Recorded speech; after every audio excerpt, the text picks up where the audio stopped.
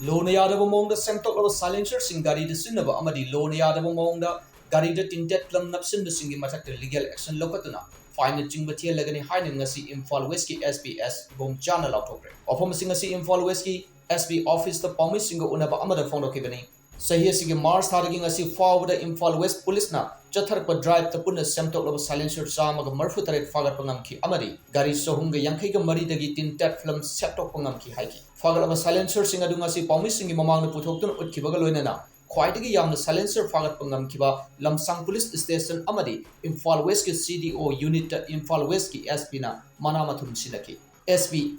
as ibom chan hai semtok silencer sizinaba asi motor vehicle eki section 52 gi makhada loan athing lei haina phongdorli amadi masina numidangi matamda disturbance kya pibigi machakoi amaromna tinted film sinaba asi 70% transparent oigedabani haibigi Supreme Court ki ruling lei full tinted film sinaba asina gari manunda crime kya sathak payabagi machak amasu oiri haiki unauthorized oiba koi silencer pipe sing ado koina Imphal West District Police na koi seize toba mayam sing aduga koi tinted film sing gari dagi kano to was set up as a city matang na koi khara hajening bani koi silencer pipe si modify tawraga yam makon thokpa koi gi decibel yam hena koi gi permissible range dagi hena koi yamna thongna baje hojik ure masigi damakta koi akan ba koi action lokatna koina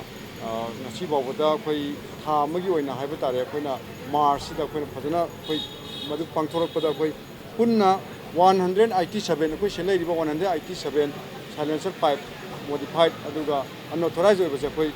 recover toba ngamjare aduga maseida koi akoina first taba mi khandoga koi thana prize piyogi koi thaba amja koi thamjari ado prize pibase koi first tabase lamsang police station na 40 pura akoi Mars ku na 40 se koi moina unauthorized oiba silencer pipe se recover tawraga moina first tare aduga commando gi oinadi ASIL sarat kowa sina mana 21 koi commando gi officer sina 21 recover tawraga mana first tare koi tongan na police station gi ama aduga kano gi ama pijagani koi commando gi ama sana pijarani duna ay muktaga han haijage 187 koi recover tawre si akoi matang matam chabada koi damage tawjagani ko si hojik damage tawnabagi kano se kitang kamaina tawgadagi haibadu koi mamang su tawba kanda koi kano na takpani koi gi dollar na taw takpani adugi do maduna sinmana phagadra na koi amtang khalaga koi amtang masi damage tawulso koi mayamda dum thajarake masi mak tawdraga su aduga atopana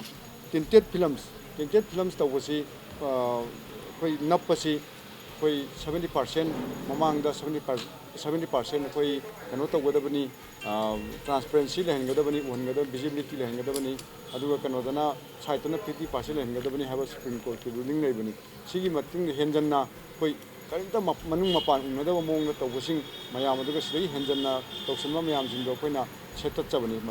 masi tawba set pasida koi ngasi bawda koi Mars ki oina koi 354 gari sing koi tinted film lokthokpa koi ngamjagre ado mayam so koi thangbi dune koi tinted film gi kano se sinaraga crime mayam tawba mi kidnap tawba mi abduct tawba adagi manungda fatta hawgi mayam tawba drug chaba drug puba summa mayam tawba se summa se koi handana gi namakta koi tinted film sing se koi setatpa remove tawbagi kano tawjabani aduna koina miyam da koina appeal tawgening basi koi modified silencer pipe unauthorized oiba masi tawraga koi yamna koi noise pollution thonba miyambu ahing maruina heta ahingda yam kana thawi ahingda sumana thawba ko pasi masi tokpio aduga mathangdagi di koi fine logdana koi madugi chap chaba legal action koi lokhalagani aduga tinted film masi akoina crime jing tawba any koina pamdaba nattaba thoroksing thokpa thingnabagi namakta koi tinted film yawba koi gari sing ase koi leptana sathajagini aduga masi gisu legal oiba masi fine lobo ero adugi masi gi tawba yabsing gisu koi tawjarakhagina mayam appeal tawjari chap chana adugi onabadi koi madugi duma khangjadre ado koi gi magi original oidaba ko original haisi mana yare haiga authorized orga pirabani ꯑꯗꯨ ꯃꯈꯣꯟ ꯍꯧꯖꯤꯛꯀꯤ ꯑꯣꯏꯅ ꯌꯥꯝꯅ accurate ꯑꯣꯏꯗ꯭ꯔꯦ modified ꯑꯣꯏꯔꯕ ꯍꯥꯏꯇꯥꯔꯦ modified ꯑꯣꯏꯔꯕ ꯃꯈꯣꯟ ꯀꯥ ꯍꯦꯟꯅ ꯊꯣꯛꯄꯁꯤꯡꯗꯣ ꯍꯥꯟꯅ ꯇꯧꯔꯤ ꯁꯤꯗꯒꯤꯗꯤ ꯍꯦꯟꯅ ꯑꯩꯈꯣꯏꯅ ꯐꯥꯏꯟ ꯂꯧꯁꯤ ꯑꯗꯨꯒꯤ ꯂꯤꯒꯦꯜ ꯑꯦꯛꯁꯟ ꯂꯧꯁꯤ ꯍꯥꯏꯇꯥꯔꯒꯗꯤ ꯃꯥꯒꯤ ꯆꯞ ꯆꯥꯕ ꯀꯩꯅꯣꯗꯣ ꯑꯩꯈꯣꯏ ꯊꯤꯗꯣꯛꯑꯒ ꯑꯩꯈꯣꯏ ꯇꯧꯅꯕ ꯍꯣꯠꯅꯖꯒꯅꯤ ꯑꯃꯔꯣꯝꯗ ꯐꯥꯒꯠꯂꯕ ꯁꯥꯏꯂꯦꯟꯁꯔꯁꯤꯡ ꯑꯁꯤ ꯑꯊꯨꯕ ꯃꯇꯝꯗ ꯃꯦꯗꯤꯌꯥꯒꯤ ꯃꯃꯥꯡꯗ ꯔꯣꯂꯣꯅ ꯇꯛꯈꯥꯏꯔꯒꯅꯤ ꯍꯥꯏꯅ ꯑꯦꯁꯄꯤ ꯏꯕꯣꯝꯆꯥꯅ ꯃꯈꯥ ꯇꯥꯅ ꯐꯣꯡꯗꯣꯛꯈꯤ ꯄꯥꯎꯗꯝꯖꯔꯤꯕ ꯀꯦꯃꯦꯔꯥꯃꯦꯟ ꯂꯦꯝꯕꯒ ꯂꯣꯏꯅꯅ ꯑꯃꯔꯖꯤꯠ ꯇꯣꯛꯁꯣꯝ ꯃꯃꯤ TV Imphal ꯂꯦꯡꯁꯤꯟꯕꯤꯔꯛꯁꯤ Asian hospital Kwakeithel ꯕꯖꯥꯔ ꯐꯦꯁꯤꯂꯤꯇꯤꯁꯤꯡ ꯑꯁꯤ 24/7 ꯐꯪꯕꯤꯔꯒꯅꯤ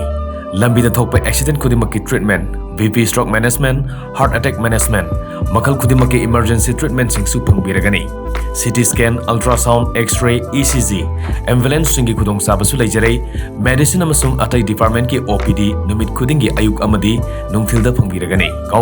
kaubiraganu Asian Hospital Kwakaithel Bazaar